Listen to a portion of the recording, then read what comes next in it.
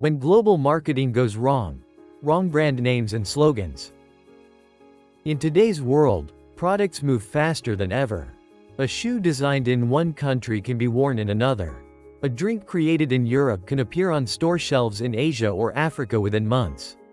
Global marketing promises wide reach and great opportunity.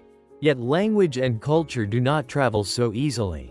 What sounds clever or harmless in one country can sound confusing, embarrassing, or even offensive in another.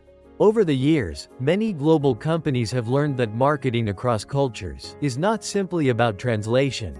It is about understanding how people speak, think, and interpret meaning. This article examines real cases of wrong brand names and slogans, explains why they failed, and shows what they teach us about global communication. Famous stories that are often misunderstood. Some marketing disasters are famous not because they are fully true, but because they are easy to remember. One of the best-known examples is the Chevrolet Nova. Many people believe the car failed in Spanish-speaking countries, because Nova means it doesn't go. In reality, this story is mostly a myth. Spanish speakers do not confuse Nova, a single word meaning new star, with Nova, two separate words meaning doesn't go. The car sold reasonably well in countries such as Mexico and Venezuela. A similar case is the legend surrounding Pepsi's slogan "Come Alive with the Pepsi Generation." It is often claimed that the slogan was translated into Chinese as "Pepsi brings your ancestors back from the grave."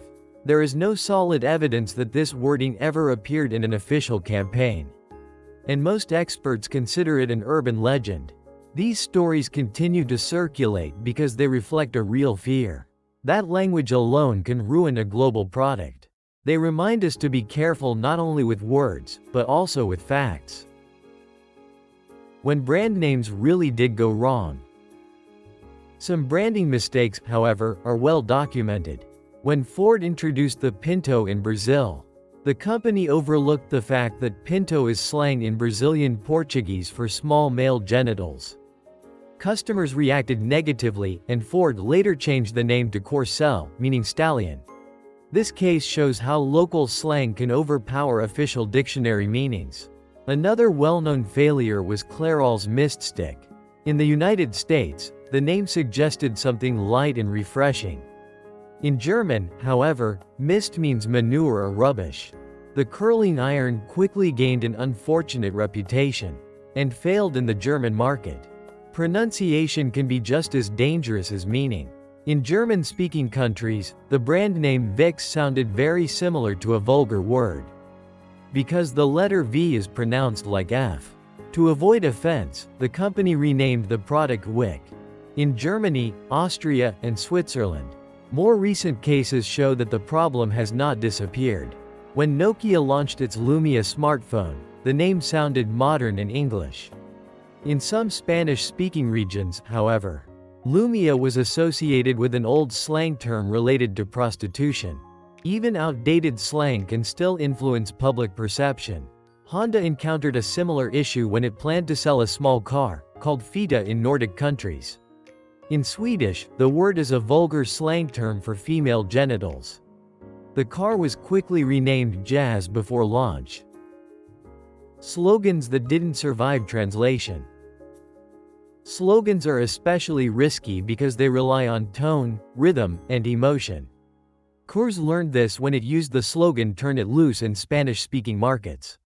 In some regions, the phrase was commonly understood as slang for suffering from diarrhea.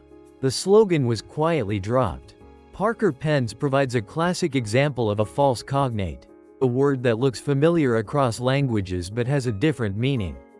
The company wanted to say its pen would not leak and embarrass the user. Unfortunately, the Spanish word embarazar means to make pregnant, not to embarrass. The result was shocking rather than reassuring. Even well-loved campaigns can fail abroad. The slogan "Got milk?" was translated into Spanish in a way that meant, "Are you lactating?" While grammatically correct, the message felt awkward and overly personal. Schweppes faced a different problem in Italy. The company wanted to describe tonic water as refreshing, and used the word gabinetto. Although the word can formally mean cabinet or office, In modern everyday Italian, it almost always means toilet. The issue was not random translation, but reliance on an outdated formal meaning that no longer matched real usage. When culture, not language, is the problem. Not all marketing mistakes come from words alone. When Pampers entered the Japanese market, its packaging showed a stork delivering a baby, a familiar image in Western culture. In Japan, however, babies are traditionally said to come from peaches or bamboo, not storks. The image confused customers and failed to connect emotionally. A similar assumption affected Gerber in some African markets. Gerber used its familiar baby face logo on packaging. In regions with low literacy rates, images on packaging often show what is inside the product. Some customers misunderstood the image because they were unfamiliar with Gerber's branding. This was a failure of visual communication rather than language. Visual symbolism, when colors and images speak loudly. Visual meaning goes beyond pictures. In many Western cultures, white represents purity, cleanliness, and weddings. In several Asian cultures, white is associated with mourning and death. Red can signal danger in some places, but luck and celebration in others. Green may suggest health and nature in one country, while carrying political or religious meaning in another. Logos, colors, and images are never neutral. When companies ignore visual symbolism, they risk sending messages they never intended. When global branding crosses cultural taboos, sometimes mistakes move beyond confusion into offense. In 1997, Nike released a shoe called Air Bakken with a flame-like logo on the heel. To many in the Muslim community, the design resembled Arabic calligraphy for Allah. Placing the name of God on a shoe is deeply offensive in Islamic culture. Nike recalled tens of thousands of shoes and issued a public apology. This case shows how religion and symbolism demand special care. In global branding, translation versus transcreation. Many global marketing problems happen because companies focus only on translation. Translation means changing words from one language into another as accurately as possible. This works well for manuals and instructions. Marketing, however, usually requires transcreation, adapting a message so that it keeps the same intent, tone, and emotional effect, even if the words change completely. Successful global brands ask not only what a word means, but how a message will feel to people in another culture. When global branding goes right. Not every global branding story ends in failure. When Mercedes-Benz entered China, early phonetic versions of the name caused confusion and negative associations. Mercedes-Benz initially used a phonetic rendering that sounded like Benzi, which Chinese speakers associated with rushing to die.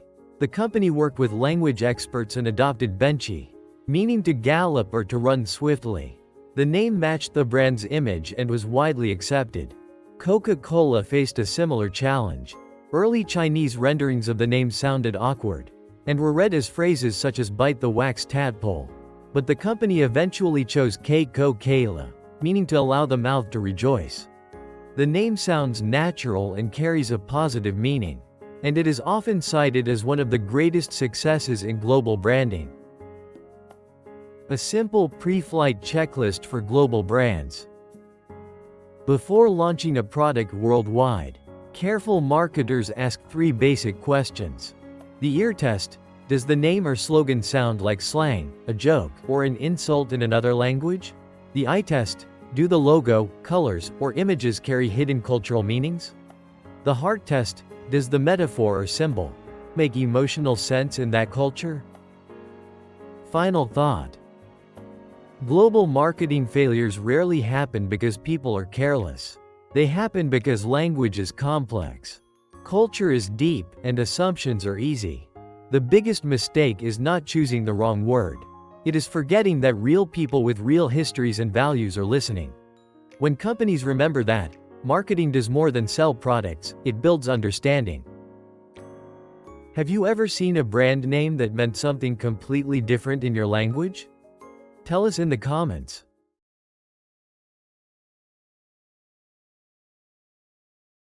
It's time to study new words in context. 1. Genitals. Definition: genitals are the external organs of the human body that are related to reproduction and sexual anatomy. Example: the word caused discomfort because it referred to human genitals, which are often considered a private topic. 2. Stallion. Definition: a stallion is an adult male horse, often associated with strength, speed, and power. Example: the company chose the name Corcel, meaning stallion, to suggest strength and pride. 3. Manure. Definition: manure is animal waste that is commonly used as fertilizer in farming. Example: the product name failed because the word meant manure in the local language. 4. Rubbish. Definition: rubbish refers to waste material or things that are considered useless or unwanted. Example: customers reacted negatively when the product name suggested rubbish instead of quality. 5. Cognate. Definition: a cognate is a word in one language that looks or sounds similar to a word in another language and shares a related meaning. Example: the English word information is a cognate of similar words in many European languages. 6. Unappetizing. Definition: unappetizing describes something that looks, sounds, or feels unpleasant and makes people lose their desire to eat or drink. Example: the slogan became unappetizing after it was associated with toilets.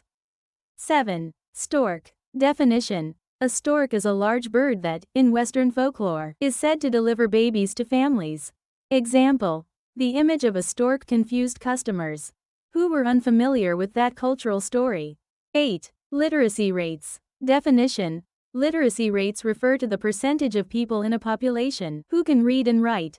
Example: in areas with low literacy rates, pictures on packaging become especially important. 9. Calligraphy. Definition: calligraphy is the art of decorative and carefully styled handwriting, often used in traditional writing systems. Example: the logo resembled Arabic calligraphy, which gave it an unintended religious meaning. 10. Transcreation. Definition: transcreation is the process of adapting a message from one language to another, while keeping its meaning, tone, and emotional effect rather than translating word by word. Example: the company used transcreation to make sure its slogan felt natural in the new culture. 11. Phonetic. Definition: phonetic describes how words are spoken or how their sounds are represented. Example: a phonetic problem occurred when the brand name sounded offensive in another language. 12. Gallop. Definition: to gallop means to run very fast, especially when describing the movement of a horse. Example: the Chinese brand name was chosen because it meant to gallop, suggesting speed and energy. 13. Metaphor. Definition: a metaphor is a figure of speech that describes one thing by comparing it to another to create meaning or imagery. Example: the stork is a metaphor for childbirth in Western culture.